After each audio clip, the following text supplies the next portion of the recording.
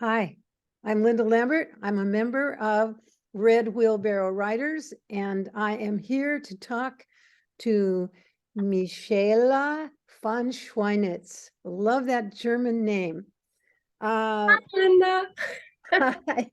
She is one of the authors who contributed to this book, Spring and All, which was recently published by Sidekick Press with Lisa Daly. And I really enjoyed her piece.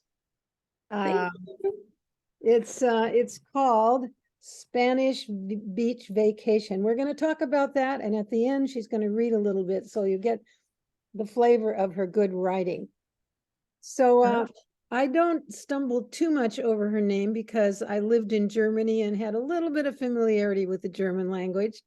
But I think it's fascinating that she, who was raised in Germany and then lived in Los Angeles. I'll read a little bit of her biography. One moment. Michaela von Schweinitz is a German-American writer, an award-winning filmmaker and screenwriter. She lived in Los Angeles for 15 years. When she moved to New York City, a vibrant community welcomed her. Excerpts from her upcoming memoir, Driving Lessons, have been read on stage by Naked Angels NYC, New York City. We're going to have to talk about that because I don't know what Naked Angels is. But I'm very happy she's in New York right now.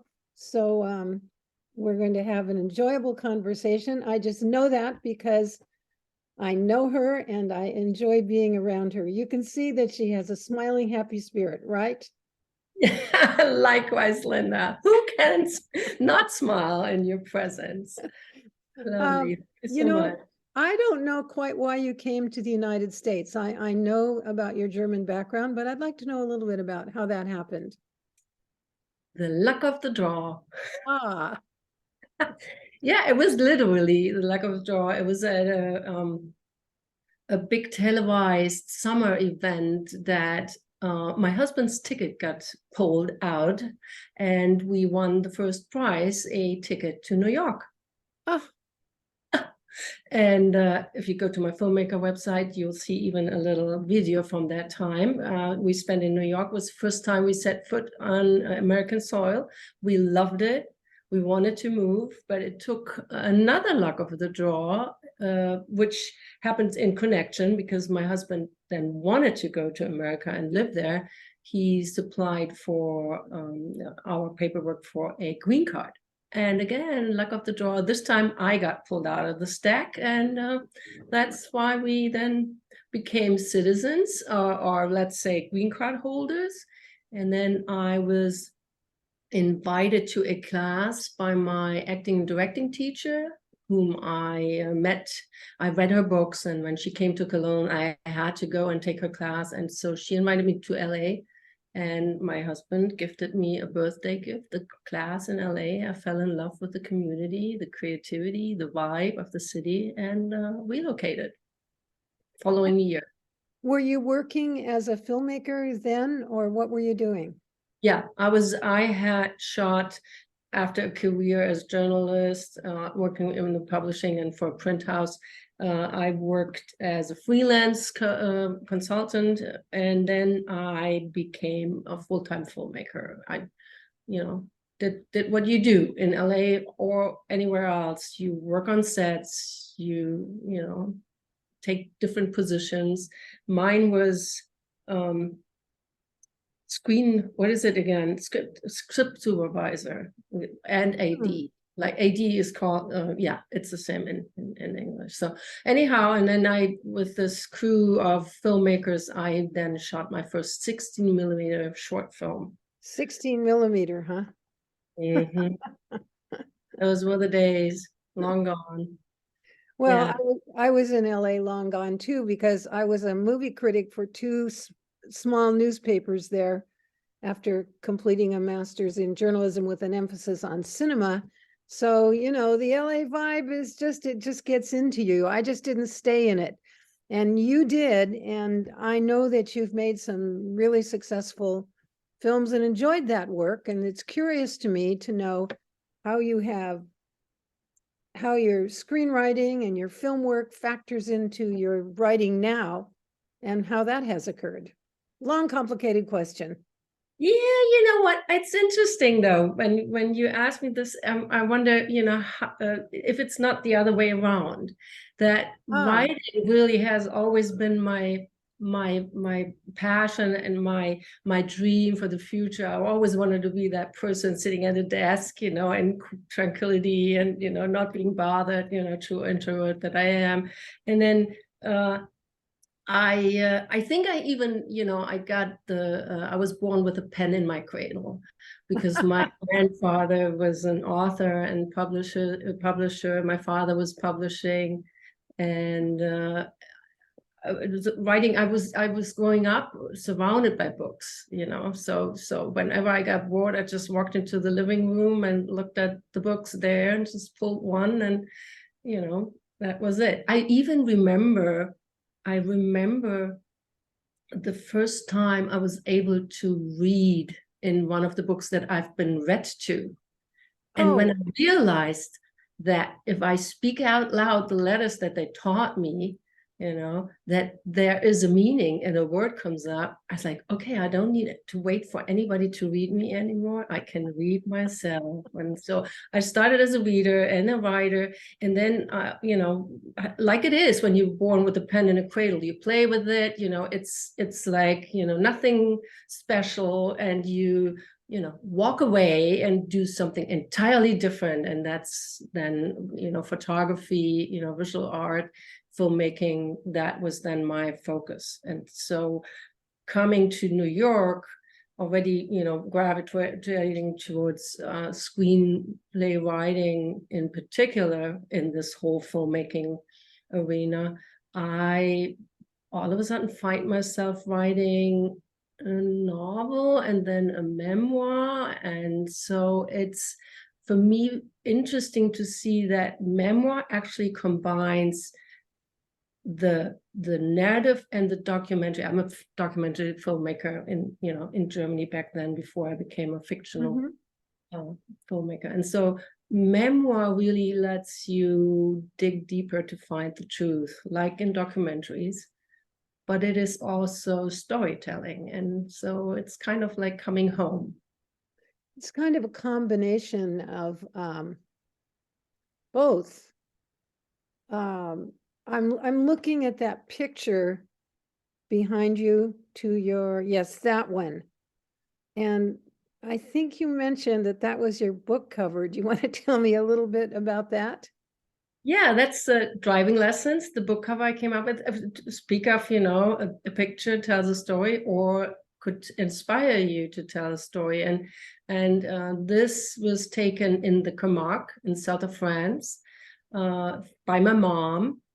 And I'm sitting there on the street in the Camargue where there's nothing, as you can tell, there's nothing but us. And my father holding binoculars because he's looking for flamingos. And so that's basically how my memoir starts. The current version of my memoir starts me going back there, but not with my parents, but with two new friends I just made. And so that's the road trip. And it was planned. I've always wanted to make a movie. And here I am writing a memoir instead. Well, might you still make a movie? Of course. But first I have to write the book. It's the trick in LA. If you can't get anybody to buy your screenplay, you just write a book, then at least you have the IP, and then, you can sell the movie rights or make it yourself, which I want to do, but, we'll see. First things first. Well, I think that's your background really affects how you think about your book and the possibility there in the future that you might make a movie of it. And I think when you read from your read a selection at the end of this interview, people will see how visual your writing is. And how conscious is that? Is it simply informed by your background in journalism or your background in filmmaking, rather? to write visually? I think I'm a visual person. I observe. I always loved observing people. I could just sit somewhere and just watch people and come up with stories. Like I think we all do. It's like, to figure out, why is he saying this now? Why is she reacting like that? What with the poor kid? What's the whatever. So observing dynamics in relationship or groups, that's visual for me. And so to now write a memoir means to go deeper than just the visual. And that's the challenge for me, to go into the emotional, nitty-gritty bad stuff. I take a little exception with you when you think when you express the opinion. Oh, everybody does that. You look at somebody and you imagine, why are they sitting there and what are they doing? I don't think everybody does that. I think you as a writer do it. And that comes natural to you to express yourself. And then going that next level, how did you get to the next level of going deeper, thinking about the emotional background? And Randolph was instrumental. I had booked her class to go to Esalen in California. I was still in LA. And then I wasn't still in LA, that's not true. But then, 2020 happened and class got canceled and she went online. And being in New York now, I could join her class. It's called Unmute Yourself. Oh. And it's, giving voice to mostly women in our audience. I just joined a call that was more about grief, and it was over 100 people. So she has quite a following. And Anne Randolph's class was instrumental in getting me to slow down and dig deeper. So she actually picked me. She's at the, she's the reason I'm writing this now, actually, because she invited me for a masterclass and had me do some additional writing just for the next day, write a page or two. And then she works in the class with your material and lets you read little excerpts, then to teach on what you just wrote. And it's amazing to me that even the things that when I thought, like, no, I really, slow down and, before you get really bored about every detail, you're still brushing over. I'm still brushing over. I'm still too fast. I want to get ahead. I want, to end the story. No, that's what we want to know more about. We want to hear exactly what went on in that moment. And then you stretch that moment and look at it. And that's when it's deeper. Stretching the moment, that is a really interesting concept and one I've never thought about. And this all sounds kind of like a combination between therapy and mindfulness. Thinking about your experience and then just kind of unraveling it. I have to say, working with the editor from Wheelbarrow, when I got picked, I was so delighted. She had me, talking about a letter, right? Like, oh, we had so many submissions this year. There were so many good things. That's how those rejection letters all start in the film industry. And I was waiting for the other shoe to drop, and she said, and so we looked at yours and we think it has potential, and I'm still waiting for the other shoe. And it's like, but it needs some more work, and I'm still waiting for the other shoe to drop. And then she's like, would you mind working with an editor on it? It's like, whoa, bingo. I won in the lottery again. And so she was wonderful. She helped me again to look at certain moments, and it's so fascinating. We've been talking with writers this morning about writers who seek out coaches to get coached and feedback on their stuff, and then not be able to get it. They don't, the coaches are wrong, their writing is perfect, they have no idea what they're talking about. This is all good. And so it never reaches them. But it is really a skill to listen to feedback, because there's another person, another language, and it's an approach that is not familiar to your approach as a writer. You've been looking at this always this way, right? There's the page, there's your pen, you write it, and all of a sudden there's a reader coming at you who sees something different and expresses it, and it takes a while. You have to sit with feedback at least 2 days, I think, and then even longer, to actually get it. What do they mean, right? And so there's a little bit back and forth, and I loved how she helped me explore a bit more of this relationship in my memoir. Because she just asked me, so okay, so you just went in the store and you bought this and that, but what were you doing? What was there in the store? Tell me more about that store. And I was like, well, I just went in the store, went out again, right?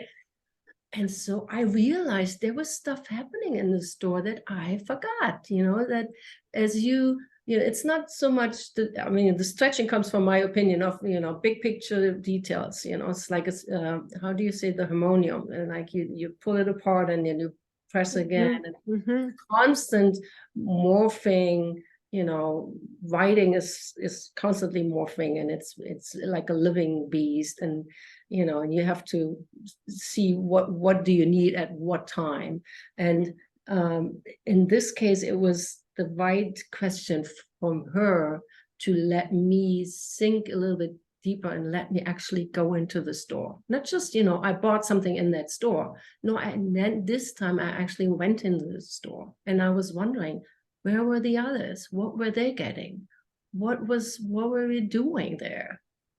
Because it's not like telepathic. You go in the store and then you're gone again. No, there is time spent. And how did you spend it? It was delightful to discover that.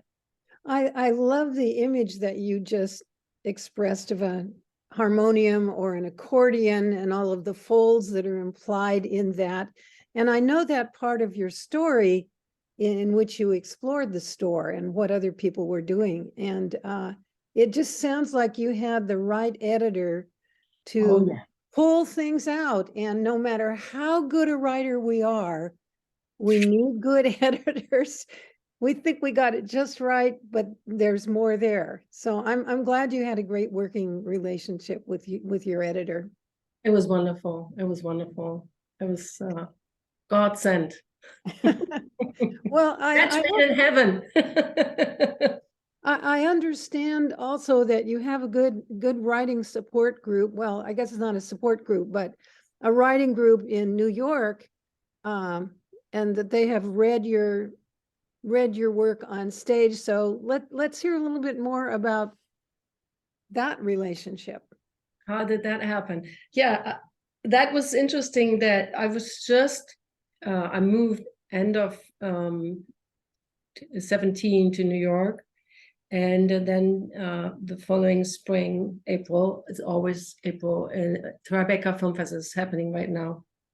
It's happening right now. They moved it. Oh, it's June. So anyways, it was April. It was Tribeca Film Festival. We were standing in a rush line, and because we did want to hear what Laura Poitras had to say about Citizen4 and everything, we went there early. And so we were spending some time with 2 people in front of us talking.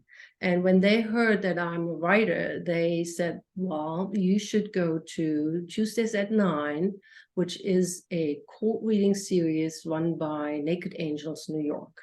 It's put in place after the first Iraq war by writers who said, this is a point in time when we cannot just sit and do nothing. We have to write about this. And they kept going ever since, every Tuesdays at 9. There's a little break right now. We're just on a break after between 4th of July and what's September, Labor Day, they go on a little summer break. But every Tuesday at 9, you show up with pages and then you submit them at the end of the night.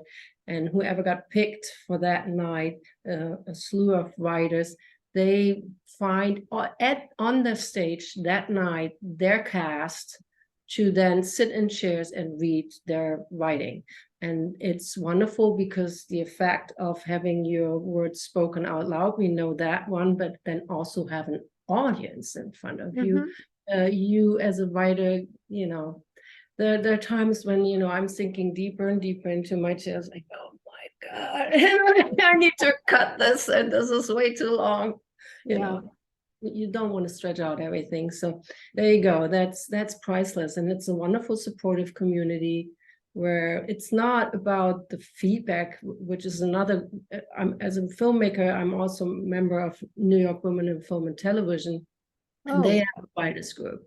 And that writers group, they met in person until 2020, bi-weekly.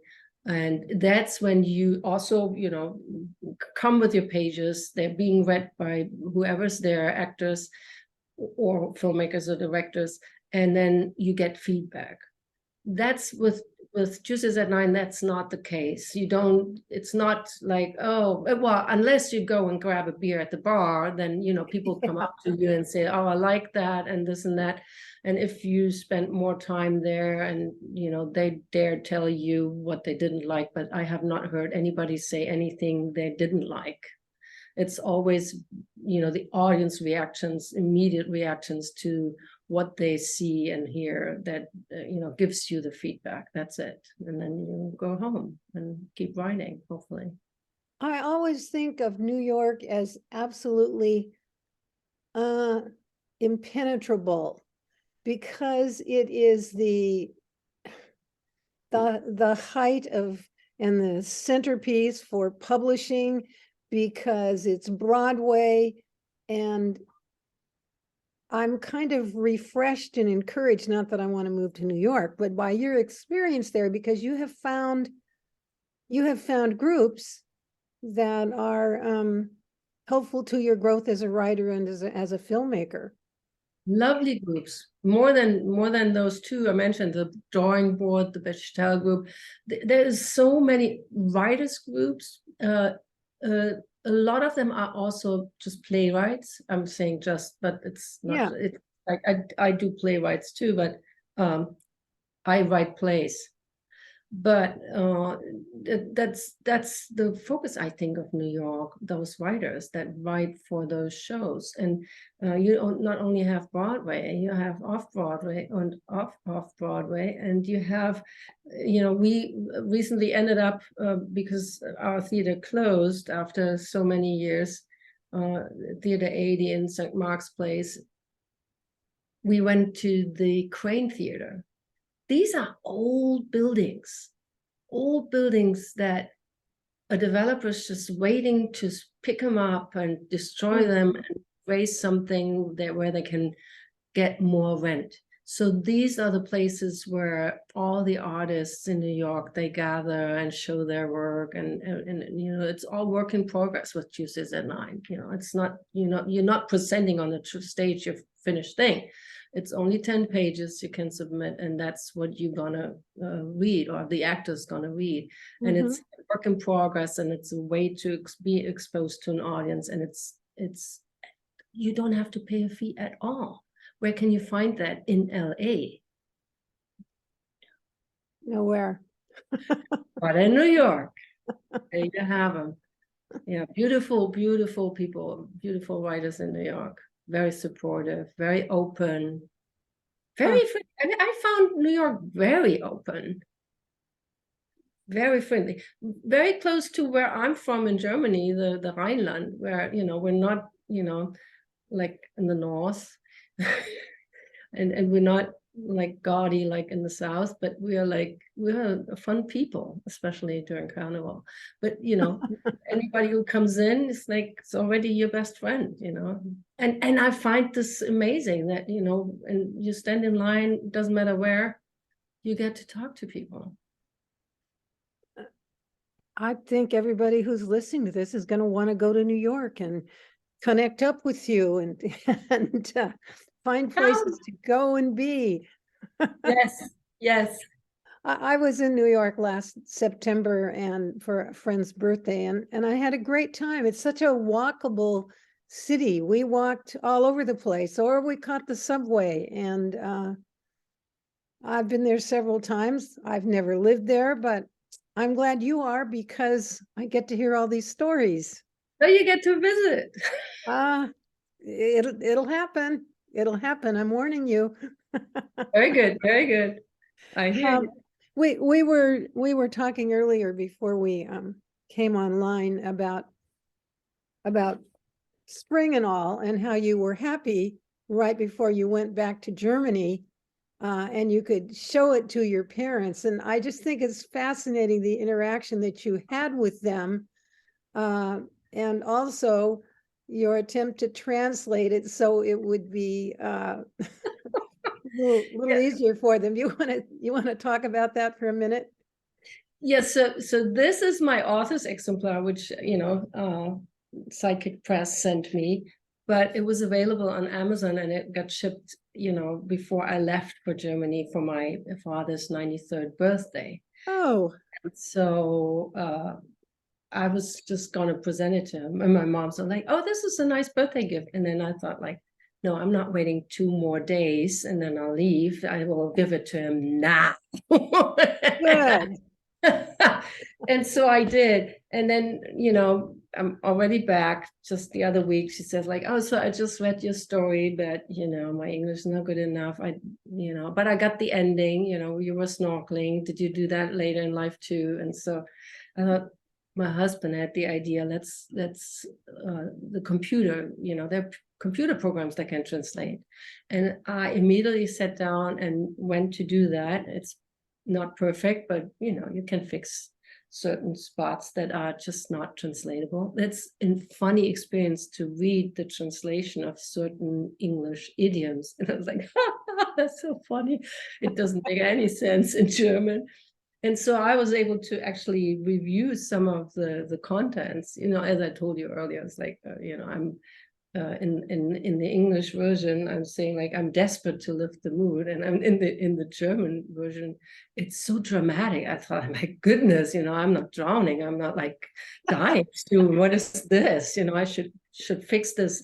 But the funny thing about the translation was actually, I did not tell you, my mom was, and so it was, I did this on a Saturday. Like, I got visited by my granddaughter, and so when she left, I finished up and I sent it out, and I thought, like, this is it. But it's a computer translation, right? It's a plain, it's like there's nothing of who I am is in there, right? My mom loved it. My mom loved it. Like, oh, Oh. this is great. Tell your computer it did a good job. And I'm like, Mom, I'm right here. I wrote this thing. And now heaping praise onto the computer. That was not to my liking. It's like, yeah, right. I'll tell the computer what good a job they did. Well, you But I should did. tell her that the computer helped you out, but you still wrote it and you made it better, like it sounded still like you. I cannot tell you. For me, it sounded like a computer. But what I could do was that I did actually translate it for her, because there was one part where I'm just talking about, general clothes. Speaking of, I might fix this now. And I knew when I told her about the publication, she said, "Oh, yeah, your beautiful skirt." And so for that translation, I put in the beautiful skirt in German. So I fixed that little thing, and just to make her happy, because that was what she took away from this whole thing. She remembers to this day the beautiful skirt I lost. Oh, And it's not in the book, but I will be, because I just found out. It's like, oh my God, I should be more, particular. Specific is the. well, I don't know. The way our parents view us is always different. Well, I think than the way we view ourselves. And my parents are gone now, but sometimes it took some work to really say what I wanted them to understand. It's just the challenge of generations. And well, let's close out this interview with your reading from your story. All right. And I'm going to read from the beginning, a little piece, 100 words. We lost everything in Barcelona. Wolf's Beetle with our luggage inside and my family's borrowed camping gear tied to the roof. After 2 nights staying at the hotel, I'm running out of money. Of the 3 of us, I'm the one still in school. Camping was the only way I could afford this vacation, and the gear was my contribution to this trip. As luck would have it, the police find the Beetle, cleaned out but not damaged. Tent or no tent, with Wolf's help, I convinced Bridget to keep going south. We don't have fancy clothes, but we can still dance. I liked the tone and timbre of this piece. Plus, it gave a little international flavor to the book, Michaela. It's been great talking with you, and I'm looking forward to reading more of what you do and having more conversation, because you're only, a Zoom ride away. Oh, thank you so much. It was lovely talking to you. It was a I pleasure. enjoyed it a lot.